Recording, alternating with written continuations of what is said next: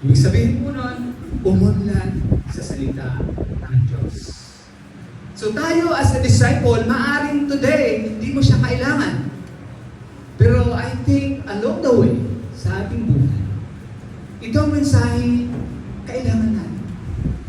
At maybe some of us ay inspire na, encourage na. But I believe some of us, reading this message, kailangan natin na lumago sa salita ng Diyos. Para all the more, makilala natin. Bakit na ba ako tinawag ng Diyos? Ano ba ang purpose ko sa buhay na ito? In Deuteronomy, in chapter 13, verse 19, sabi dito, "This day, I call the heavens and the earth as witnesses against you, that I have set before you life and death, blessings and curses. Now, choose life, so that you and your children may live." This statement ay sinulat for His chosen people sa mga Israelites. Alam naman natin na yung buhay natin, life is a choice. Every single day is a choice. Choice mo kung bakit ka nag-worship dito. Choice mo kung babaw ka ng maaga. It's your choice. Pero ito nakakatuwa na yung records, nagbigay siya ng 2 options sa buhay. But, ang nakaka-encourage dito, nag-suggest siya. Choose life. Piliin daw ang buhay. So, what does it mean? Ano ba ang ibig sabihin? So, pag sinabing choose life, saan po natin nakikita yun? In the Old Testament, sa mga chosen people, 10 commandments, yun po yung life. Doon po nakikita yung life. Walking in the life. Living or walking for God. Number 1 rules, no other God. There's only God na kailangan i-worship. No other gods before me. Rule number 1, the responsibility of man is to worship God. To worship God. And alam natin yan na we have a God. Naalala natin yun before we study the Bible. Our self is God. Another is no idols. No images. Thriving in the Word of God, ano ang gagawin natin? Simple lang, bumalik tayo sa salita ng Diyos. Return to the Word of God. Wala na bang ibang way? There's no other way para umunlad, lumago tayo, kundi bumalik kay God. Why? Because God is everything. God is everything. Mayroong ibang specific. Maaring God is healer. Slice please. Because God is our healer. Maybe our physical, broken tayo, challenge ng ating physical na pangangatawan. But mga kapatid, yung lahat ng hospitals, the ratio kung bakit gumagaling sila, it's because God allowed it. And heart, and blood, and bites up their wounds. Pinagagaling niya ang mga pusong nabigo at ginagamot ang kanilang mga sugat. Mga kapatid, God is our healer. Maaaring today, emotionally, pain ka, nasaktan ka, maraming pain mayroon ka from the past. But we must return to God, our healer. There's no other way kundi bumalik sa Diyos, to His Word, because His Word is the only way para tayo mabuhay yung ating pananampalataya of His Word.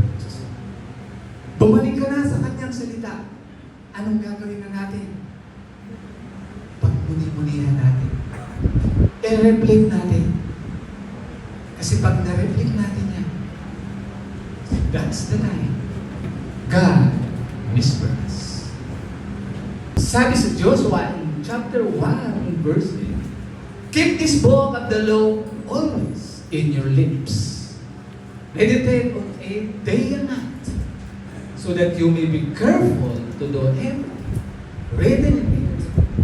Then you will be prosperous and successful. God wants us to be successful. Successful, it doesn't mean absence of challenges.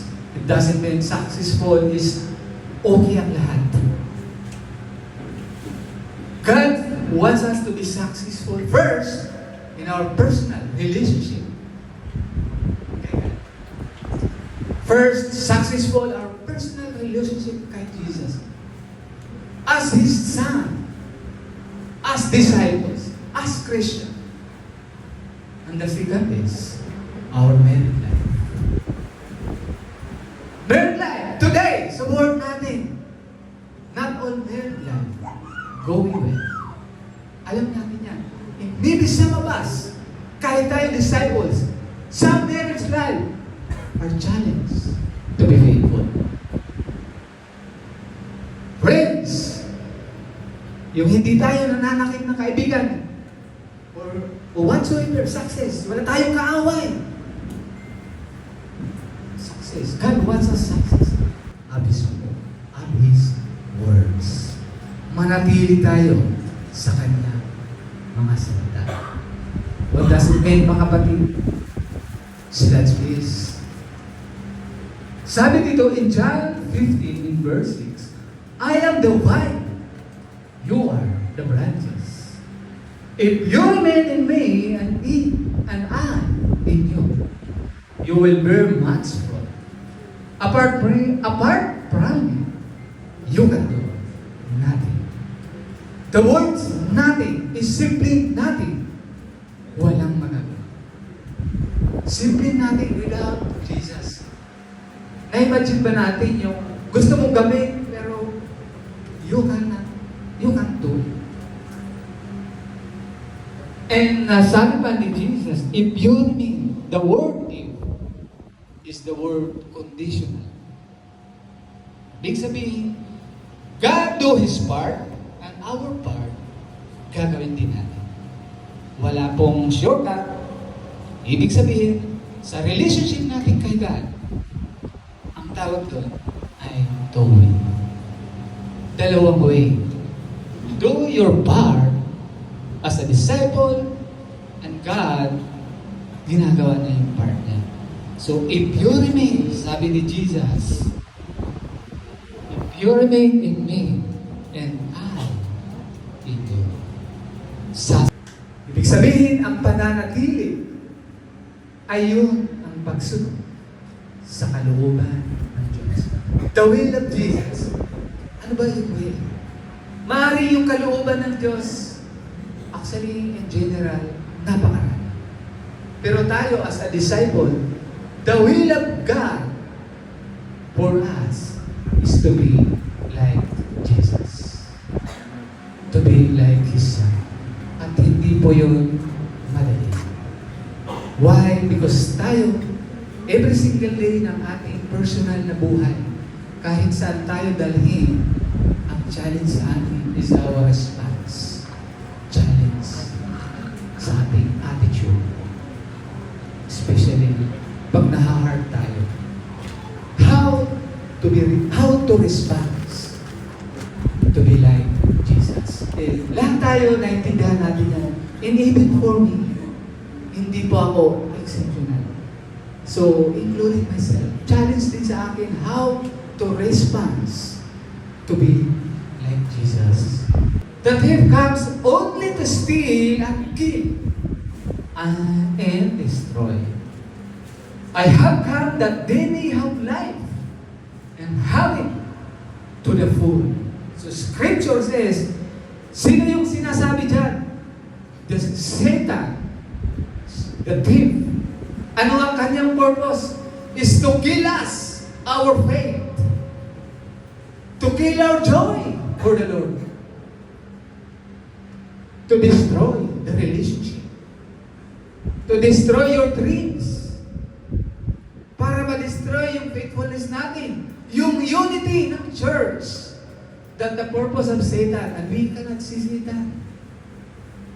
Pero yung purpose niya is to distract, to destroy our faith, our likeness, our identity kay God. Kaya pag na-encounter nyo yung challenges sa attitude, response, imagine. That's the purpose of Satan, para ma-destroy yung faith natin, yung joy natin, yung gana, na parang wala nang gana. Mag-quiet time. Parang nakakatamad na magbasa ng Bible. Parang iba na. Mga kapatid, the Word of God still remain. Hindi po nagbabago. Rejoice in God. 4 pong araw. Return to God. Reflect. Remain. And rejoice. Tayo mga disciple, Christian, yes, maraming challenges. Maraming worries. Totoo yun. Sabi nga, we cannot deny the fact. Nakikita at nararamdaman natin. Even the words today, ibang-iba. Every single day may mga news, yung war sa iba't ibang lugar, iba't ibang naapektuhan, maraming tao, dumaranas ng kahirapan. Even our family, tayo, hindi tayong simple. But mga kapatid, sabi ng Bible, rejoice in God. Why? Basahin natin ang scripture. In chapter 10 in Luke, verse 20, sabi dito ni Jesus, however, do not rejoice that the spirits submit to you, but rejoice that your name are written in heaven. Mga kapatid, wala pong pwedeng ikumpara dito sa mundo. Sabi ni Jesus, rejoice that your name written on heaven, in heaven. Grabe nga blessings yan, mga kapatid. Amen. Just imagine, tanong ko lang ngayon, what if ipinakita ng Diyos sa'yo in 5 seconds, yung kapahamakan na iniligtas ka doon. Niya. Anong response mo? Yung parang dito ka sana eh. Ito sana ka eh. Pero sinin kita eh. Nakita mo yun, pero hindi ka napunta doon. So what your response? Amen. Diba thankful tayo, grateful tayo.